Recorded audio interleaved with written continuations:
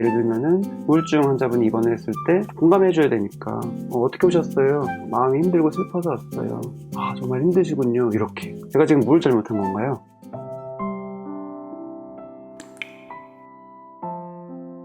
안녕하세요. 정신과 전문의 정우열입니다. 저는 제 채널에서 감정의 중요성에 대해서 정말 많이 말씀드리는데요. 저는 정신과 의사로 살면서 사람은 이 생각하는 동물이다 라는 생각보다 감정의 동물이다 라는 생각을 정말 많이 합니다. 우리가 살면서 경험하는 여러 가지 문제들도 잘 살펴보면 그 핵심은 감정에 있다는 것을 정말 많이 경험하고 있는 게 저의 직업이기도 하고요. 하지만 아쉽게도 우리는 감정에 대해서 제대로 배우지 못했고 사회적으로도 감정을 존중하지 않는 문화죠. 그래서 저는 유튜브를 통해서 그 얘기를 정말 많이 드리고 있는 이유가 이 문화를 조금이라도 바꾸고자 하는 건데, 제 채널을 계속 보시던 분들은 그래, 감정을 좀 느껴보자 라는 생각은 하실 것 같습니다. 하지만 쉽지 않습니다. 주기적으로 상담을 하는 내담자분들도 역시 쉽지 않습니다. 그 이유가 뭘까요? 왜 우리는 감정을 느끼는데 어려움을 느낄까요? 그 이유는 감정을 판단하기 때문에 그렇습니다. 이런 감정은 옳은 거고 저런 감정은 옳지 않은 거다, 그른 거다라는 식으로. 예를 들어서 분노나 슬픔이나 실망한 모습 같은 거는 용납할 수 없는 거고요. 언제나 기쁘고 희열이 가득한 이런 마음이기를 원하죠. 그래서 종종 부정적인 감정이 나타나기만 해도 잽싸게 피해버립니다. 오직 긍정적인 감정만 허용하려는 게 이미 오랜 습관이 되었습니다. 사실 그렇게 교육을 받아서죠. 하지만 감정은 내가 받아들이지 않는다고 해서 없어지는 게 아닙니다. 그냥 받아들여지지 않은 감정은 수면 아래로 내려가서 숨겨질 뿐이죠. 그리고 마음 깊은 곳에 자리를 잡고, 그렇게 슬픔이 너무 오랫동안 누적되면 그게 우울이 되기도 하고, 안에서 굶어버리는 분노는 막 증오가 되고요. 그리고 희노애락의 다양한 감정이 삶의 곳곳에서 느껴지는 게 어떻게 보면 자연스러운 건데, 그게 또 공존하는 게 자연스러운 건데, 이게 세트로 움직여서 화나 슬픔 같은 것을 느끼지 않기 위해서는 기쁨이나 즐거움 같은 것도 제대로 느낄 수가 없고요. 이런 삶을 살아가는, 어떻게 보면은 수박 겉핥기식으로 살아가는 것만이 감정을 해결하는 유일한 방법이다라고 오해하는 분들도 정말 많습니다. 저는 오늘 책을 소개해 드리려고 하는데요. 감정은 잘못이 없다라는 책입니다. 감정은 숨기면 독이 되고 받아들이면 약이 된다라고 써 있고요. 불안, 분노, 상실부터 두려움, 수치심, 죄책감까지 마음의 매듭이 풀리고 삶이 편안해지는 감정 회복 수업이라고 띠지에 나와 있습니다. 제 채널을 늘 보시던 분들은 정말 공감할 만한, 제가 항상 강조하던 개념들이 더 구체적으로 디테일하게 잘 설명되어 있는 그런 책입니다. 저자는 미국 상담 심리학 박사하고 트라우마 전문 심리 상담사인 류 페이시안인데요. 쉽게 말해서, 간단히 말해서 감정은 잘못이 없다라고 말합니다. 오히려 감정은 인생의 잘못된 부분을 짚어주고 또 인생을 더 나은 방향으로 안내하는 나침반 같다고. 그래서 감정이 전달하는 정보, 저는 신호라고 보통 부르죠. 그것에 귀를 기울일 때 왜 내가 화가 나는지, 왜 여전히 슬픈지, 왜 남들은 별거 아닌 거라고 하는 것에 나는 그토록 두려운지 알 수 있다고 격려를 해주고 있습니다. 구체적인 책에 대한 얘기를 좀 드리도록 하겠습니다. 제일 먼저 저자의 말이 나옵니다. 어떤 종류의 감정이든 잘못된 건 없다. 좋고 나쁜 것도 없다. 전부 우리 삶의 일부다. 이 책은 당신에게 감정을 느끼는 연습을 하라고 권한다. 감정이라는 단어는 누구에게나 익숙할 것이다. 하지만 감정에 대한 이해는 여전히 이성의 영역에 머물러 있다. 왜 이런 감정을 느끼는지 분석하는 식이다. 물론 이해도 중요하지만 이 책을 통해서 독자 여러분에게 생각은 좀 줄이고 좀 더 많이 느낄 것을 주문하고자 한다. 제가 늘 채널에서 강조를 했죠. 사람의 마음은 감정과 생각 두 개로 나눌 수 있는데, 이게 시소 같아서 생각을 많이 하면 할수록 감정을 잘 못 느끼게 되는, 그래서 어떻게 보면은 심리책을 많이 보거나 심리 유튜브를 많이 보는 것 역시 감정을 내가 느끼는 것으로부터 오히려 방해하는 결과를 낳을 수도 있다는 얘기를 드렸죠. 비록 이게 심리책이긴 하지만 조금은 결이 다르게 이런 것에 대해서 머리로 이해하도록 설명한 책이 아니라요, 어떻게 느낄 수 있는지 실질적인 방법들에 대해서도 자세히 안내하는 그런 책인 것 같습니다. 대부분의 사람은 감정을 어떻게 느껴야 하는지 성장 과정에서 제대로 배우지 못한다. 원가족 내에서 되게 이런 감정을 가지면 안 돼 라는 식으로 학습을 한다. 그래서 각종 방어 기제로 감정을 회피하죠. 그래서 감정적으로 마비된 상태를 만들거나 바쁘게 생활하거나 서로 비교하거나 타인을 매도하고 공격하고 우월감, 멸시, 편견 등 각종 중독성 있는 행위에 빠지고, 이렇게 감정을 회피하는 방어 기제는 타인을 해치고 괴롭히고, 정말 중요한 거는 우리 자신을 또 괴롭히죠. 감정을 제대로 느끼는 게 두려워지면 진심으로 살아가는 것 역시 불가능하다. 상처받는 게 두려워서 사랑하지 못하게 되고요. 실패하는 게 두려워서 도전하지 못하게 되고, 알지 못하는 미래를 두려워하고 불안해하느라고 어떤 변화나 발전도 이루지 못하게 되고, 그래서 감정을 느끼는 걸 두려워하면은 자기만의 마음속 감옥에 갇히게 되는 것이다. 저자는 정말 이 감정을 느껴보기를 바란다고 써 있습니다. 삶은 길지 않고 길지 않은 인생에서 더 많은 관계성과 아름다움을 느끼며 살아가자. 그리고 들어가며 라는 내용이 있는데요. 사회는 우리에게 경험하는 시간을 허락하지 않는다. 한 사람의 세계가 갑자기 이제 시커먼 구멍 속으로 추락했을 때 주변 사람들은 구멍 입구에 둘러서서 저 아래 밑바닥에 쓰러진 사람에게 큰 소리로 고함을 치죠. 약해지지 마라! 어서 일어나라! 이렇게 사회는 빠른 회복을 막 찬양하고, 영화나 드라마, 잡지, 신문 등에서도 좌절과 상처를 빠르게 극복하고 그냥 아름다운 결말을 맺는 것을 보여주죠.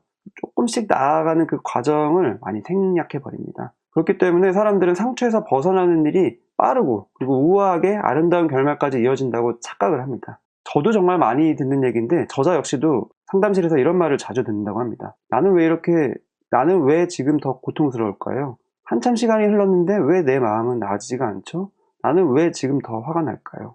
내담자가 자기에게 실망하거나 분노할 뿐만이 아니라 주변에서도 아직 힘들어? 얼른 떨쳐내야지. 심리상담도 받고 있는데 금방 좋아지지 않겠어? 같은 말을 한다. 이런 말 때문에 정말 상처받고 오히려 상담을 지속하는데 주저하게 되는, 그런 식으로 더 힘들어지는 이런 악순환을 경험하는 분들 이야기를 저는 정말 많이 접합니다. 감정을 전쟁터에 비유를 했는데요. 당신이 겪은 일이 어쨌든지 간에 상처에서 벗어나고자 한다면 어렵사리 벗어난 전쟁터로 돌아가서 오랫동안 숨겨둔 고통과 감정들을 꺼내서 직시해야 된다. 그래서 나는 심리치료란 재활 과정과 같다라고 말한다. 신체 재활 과정에서 많은 고통이 뒤따르듯이 심리상담 역시 그렇다고 말이다. 정말 공감이 됩니다. 금방 수술하듯이 뚝딱 되는 게 아니에요. 재활치료처럼 천천히 꾸준히 해야 되는 거고, 또 그 과정이 본인의 고통이 좀 동반된다는 거. 감정을 들여다봐야 되니까요. 하지만 감정이 너무 힘드니까, 그 과정이 너무 고통스러우니까 오히려 회피하는 것에 익숙해진 분들이 너무 많은 것 같습니다. 오랫동안 마주하지 않고 깊이 묻어둔 감정들을 꺼내 제대로 느껴야 된다. 다른 방법은 없다. 이것만이 유일한 방법이다. 굉장히 단호하게 표현을 했지만 저는 정말 공감합니다. 그래서 항상 상담할 때도 그렇고 제 유튜브 채널에서도 그렇고 아프지만 조금씩 수위 조절해가면서 접근하도록 계속 권유드리고 있는 거죠. 그리고 이거는 누구도 대신해 줄 수가 없고 본인이 해야 되는 과정이고요. 그래서 부단한 연습이 필요하다. 당신이 감정 앞에 한 걸음 더 나아가고자 할 때 이 책이 곁에서 당신을 지켜주길 바란다. 차례가 나오는데 목차만 봐도 감정에 대해서 대략 이해가 되는 느낌, 공감받는 느낌, 위로받는 느낌을 받으실 텐데요. 크게 나눠서 세 챕터로 이루어져 있습니다. 1장은 감정은 잘못이 없다. 2장은 파도를 막을 수 없다면 파도를 타면 된다.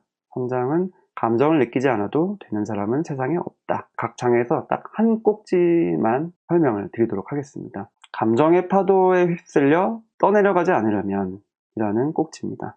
감정을 낯설게 여기면 시간이 지날수록 감정에 가까이 다가갈 수 없게 되고 감정을 느끼는 것을 두려워하게 되고, 그래서 많은 사람들이 이 좌절을 두려워해서 도전을 안 하고, 거절당하는 게 두려워서 사랑을 머뭇거리고, 알지 못하는 걸 두려워하고 불안해하다 보니까 변화를 싫어하고, 감정을 두려워하기 때문에 자기를 두꺼운 장벽의 마음의 감옥에 가두고 원래 있던 자리에서 한 발짝도 벗어나지 못하는 것이고, 그냥 마음 감옥 안에 있으면 안전하고 익숙하고, 하지만 중요한 거는 삶에서 뭔가 유대감을 느끼는 게 어렵고, 진짜 중요한 문제는 자기 자신과의 유대감을 느끼지 못하는 거고, 그러니까 자기 자신과 타인의 감정이 진짜 감정에 가까워져야지 자신도 타인도 제대로 대면할 수가 있다. 이런 얘기가 역시 인간관계에는 감정이 동반되는 거고, 감정을 배제한 채 인간관계를 편하게 맺을 수가 없고, 제가 채널에서 늘 강조하던 말씀이고, 하지만 내담자들을 통해서 감정을 조금씩 익숙해지고 표현하도록 유도하는데 쉽지 않은 이유는 두려워서, 내가 이 감정을 지금까지 그냥 편안하게 바라본 적이 없어서 이걸 꺼내면은 엄청난 일이 벌어질 것 같은, 사실은 감정은 자연스러운 건데 굉장히 부자연스럽다는 인식이 있기 때문에 꺼내기만 해도, 내가 직면만 해도 엄청나게 큰일이 일어날 것 같은 느낌을 받는 분들이 굉장히 많은 것 같습니다. 그만큼 감정을 너무 오랫동안 두려워한 게 패턴이 된 거죠. 감정은 일어난 일에 대한 자연스러운 반응이고 분명하게 느껴야 된다. 우리가 슬퍼해봐야 아무 소용이 없으니까 생각도 하지 말자고 하는 순간 그런 감정들은 억압되거나 회피된다. 억압된 감정은 사라지지 않고 오히려 마음 깊숙한 곳에 숨겨진다고 되어 있는 거죠. 감정에 대한 이해가 없는 사회 문화적인 부분들도 제가 자주 말씀드리잖아요. 긍정적인 생각을 강조하는 이 사회에서는 많은 사람이 생각을 바꿔라, 밝은 마음을 먹어라라는 표어를 외치면 부정적인 감정이 없어질 거라고 여긴다. 이런 방식이 효과적인 사람도 있겠지만 그렇지 않은 사람이 더 많다. 정말 공감하는 말입니다. 정말로 생각을 바꾸기만 하면은 감정도 따라서 쉽게 바뀌는 거라면은 왜 이렇게 많은 사람이 우울증, 불안증 등 심리질환으로 고통을 받을까?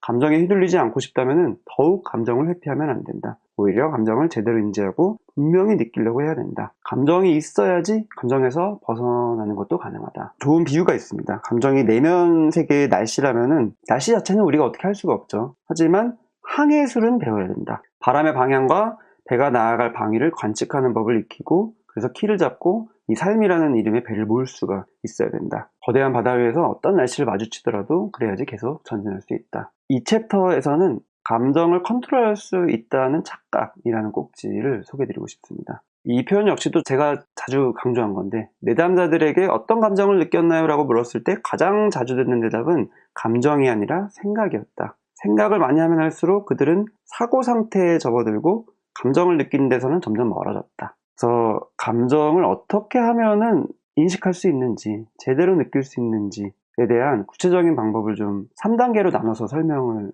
했습니다. 대부분 성장 과정에서 감정과 공존하는 법을 제대로 배우지 못한다. 오히려 감정을 밀어내는 법을 배운다. 그게 이제 방어 기제죠. 이 방어 기제는 감정을 느끼지 않으려고 취하는 행동과 반응 전부를 가리킨다. 초반에는 방어 기제, 감정을 못 느끼게 하는, 어떻게 보면 생각일 수도 있고 어떤 행동일 수도 있고 바쁘게 사는 것일 수도 있고 뭔가에 중독되는 것일 수도 있고 사람마다 다른데 그런 방어 기제를 우선은 살피는 것을 1단계. 그런 식으로 조금 더 다가가면은 그 다음에는 억압된 감정이 느껴지는데 불안이라는 형태로 느껴진다. 하지만 그거 역시도 억압된 감정인 것이지 그 수면 아래는 핵심 감정이 있다. 그거를 계속 느낄 수 있도록 돕는 걸 하는 게 사실은 상담하는 거고요. 그 개념 설명을 아주 잘 해주고 있습니다. 많은 내담자가 고통스러운 감정을 멈추게 하려면 어떻게 해야 하나요? 이런 질문을 하는데 저자는 늘 똑같이 대답한다고 합니다. 그 감정을 느껴야 된다고. 많은 사람이 감정이 나타났을 때 감정을 통제하는 조치를 취해야 한다거나 감정을 없애야 한다고 생각한다. 그러나 감정이 나타났을 때 해야 될 일은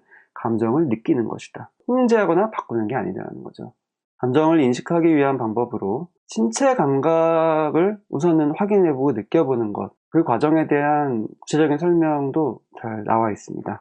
그 부분은 직접 책에서 확인해 보시면 좋을 것 같아서 구체적인 설명을 드리지 않겠습니다. 3챕터에서는요, 이야기를 나눌 만한 사람이 있다는 것만으로도 라는 꼭지를 정해봤습니다. 감정을 표현하는데 두려움을 느끼는 사람은 어린 시절 경험 때문인 경우가 많고, 부정적인 감정을 내가 드러냈을 때 주변 어른들에게 야단을 맞거나 관심을 받지 못했다면 감정 표현이 어려워지고 이게 패턴이 됐다는 거죠. 그래서 감정을 잘 들어주는 게 중요한데 물론 누구나 타인의 감정을 잘 받아주는 건 아니고 감정을 소통하려면은 우선은 그럴 수 있는 사람을 찾아봐야 된다는 얘기를 하고 있습니다. 감정은 내가 믿을 만한 사람한테 얘기해야 된다. 하지만 그런 존재를 찾기가 쉽지 않다라는 얘기를 자주 드렸었죠. 실제로 주변 사람에게 감정을 얘기했다가 돌아오는 대답 때문에 상처받는 경우들이 정말 많고 상대방이 나의 감정을 축소 혹은 왜곡해서 반응하면 기분이 더 나빠지는데 예를 들면은 뭐 그렇게 심각하게 굴어 힘들 것도 없는데 괜찮아 다 잘 될 거야 나도 전에 비슷한 일이 있었는데 이렇게 얘기하면서 자기 경험을 막 쭉 얘기하고 나는 너보다 더 힘들었다고 너는 항상 생각이 너무 많아 부정적으로만 여기지 말고 좋은 쪽으로 생각을 바꿔봐 적어도 너는 이런 게 좋고 이런 식으로 얘기를 하는 게 사실은 조언인 것 같지만 오히려 상처가 되는 도움이 전혀 안 되는 얘기를 하는 점을 제가 많이 강조드렸잖아요. 그 이유는 오히려 그렇게 느끼는 네 감정이 잘못됐다라고 말하는 것처럼 여겨지기 때문이고 그리고 내 감정을 자기가 생각하기에 옳은 방식으로 바꾸려는 것처럼 여겨지니까 마음이 점점 상하고 상처를 받게 되죠. 다음부터는 그 사람한테 감정 얘기하고 싶지 않고요. 간단히 말해서 공감받지 않은 느낌인 거죠. 그 이유가 또 잘 나와 있습니다. 왜 그렇게 사람들은 내 감정에 대해서 그런 반응을 보일까? 사실은 감정을 이렇게 다루는 게 쉽지가 않은 문화여서 힘든 상황을 피하고 싶은 건 인간의 본능인데 타인이 감정을 노출하는 상황에 맞닥뜨리면 많은 사람들이 즉각적으로 위로하는 말을 꺼내는 이유가 바로 그 점이라는 거죠. 상대방의 힘든 이야기를 듣는 불편함을 빨리 끝내버리고 싶은 마음. 저도 정신과 의사 초창기 레지던트 특히 1년차 때 이런 실수들을 했었던 것 같습니다. 공감을 해줘야 된다라는 것만 알았지 너무 섣부른 공감이 됐고 사실은 공감이 아니었던 거죠. 예를 들면은 우울증 환자분이 입원을 했을 때 공감해 줘야 되니까 어떻게 오셨어요? 마음이 힘들고 슬퍼서 왔어요. 아 정말 힘드시군요. 이렇게 제가 지금 뭘 잘못한 건가요? 아무것도 모르면서 공감하는 척한 거예요. 뭐가 어떻게 돼서 어떤 식으로 힘든지 상황이 뭔지 무슨 생각이 동반됐는지 각각 감정의 어떤 디테일은 어떤 건지를 잘 들어주기만 해도 그게 바로 공감인데 그런 걸 잘 몰랐던 거죠. 공감해야 된다라는 것에만 지척을 했던 거죠. 고통 속에 있는 사람에게 위로가 되는 것은 반응이 아니라 그저 인간 대 인간의 유대감일 수 있다. 고통을 겪는 사람과 대화할 때는 공감과 이해를 선택해야 되고 그런 유대관계가 천천히 쌓이면서 신뢰를 만든다. 사실은 이게 가족 안에서 부모와 자식 간에 지속돼야 되는 점이고요. 그게 됐었을 때 바로 애착이 형성되는 거고 친구 간에도 그게 바로 됐었을 때 신뢰가 형성되는 거죠. 인생에서 그런 신뢰할 수 있는 사람을 만나는 것도 중요하지만 입장 바꿔서 내가 타인의 인생에서 신뢰할 수 있는 사람이 되는 것도 중요하다라고 이야기하고 있습니다. 마지막으로 마치며라는 마지막 곡지를 소개해 드리겠습니다. 이런 감정을 느끼는데 정상인가요? 이런 질문 정말 많이 받는다고 저자는 말하고 있고요. 저 역시도 이런 질문 많이 받는다고 많이 말씀드린 것 같습니다. 하지만 감정은 주관적이다. 타인이 어떤 감정을 느끼는지 100% 알 수 없고 객관적인 수치도 없고 타인이 어떤 감정을 가지는지 측정도 할 수 없고 내 감정이 정상 범주에 들어가는지도 알 수 없고 근데 왜 이런 감정이 정상일까라는 의문이 생기는가? 대부분 유년기에 표출한 수많은 감정이 전부 용납되지는 않았기 때문이고 어린 시절 감정을 드러냈었을 때 교정을 받았거나 처벌받거나 질책을 당했고 이런 식으로 그런 감정은 정상이 아니다라고 학습을 했기 때문이다 라고 되어 있습니다. 참 공감되는 표현인 것 같아요. 그래서 문화가 바뀌어야 되는 거죠. 감정은 그저 감정일 뿐이다. 어떤 고통스러운 감정도 그저 감정이다. 감정은 에너지고 파도처럼 밀려오고 그때 몸으로 감정을 느끼면서 가만히 있으면 감정은 곧 물러가고 감정을 느끼는 법을 배워서 활용하면 방어 기제를 좀 내려놓을 수 있고 이런 식으로 되는 게 감정을 잘 처리하는 방법이죠. 감정은 적이 아니다. 쫓아내지 않아도 된다. 그냥 감정은 친구고 삶이 나아갈 방향을 알려주는 나침반이다. 감정은 무엇을 좋아하는지 무엇을 싫어하는지 알려주는 존재이기도 하다. 나한테 딱 맞춤형 나침반인 거예요. 어떤 감정이든 옳고 그름은 없다. 그저 삶의 일부분이다. 감정이 전해주는 정보에 귀를 기울이면 인생의 다음 발걸음을 어디로 내딛어야 할지 바로 결정할 수 있을 것이다. 바라건대 감정을 제대로 느낄 수 있기를 라고 책을 마무리하고 있습니다. 감정은 잘못이 없다라는 책을 소개해드렸는데요.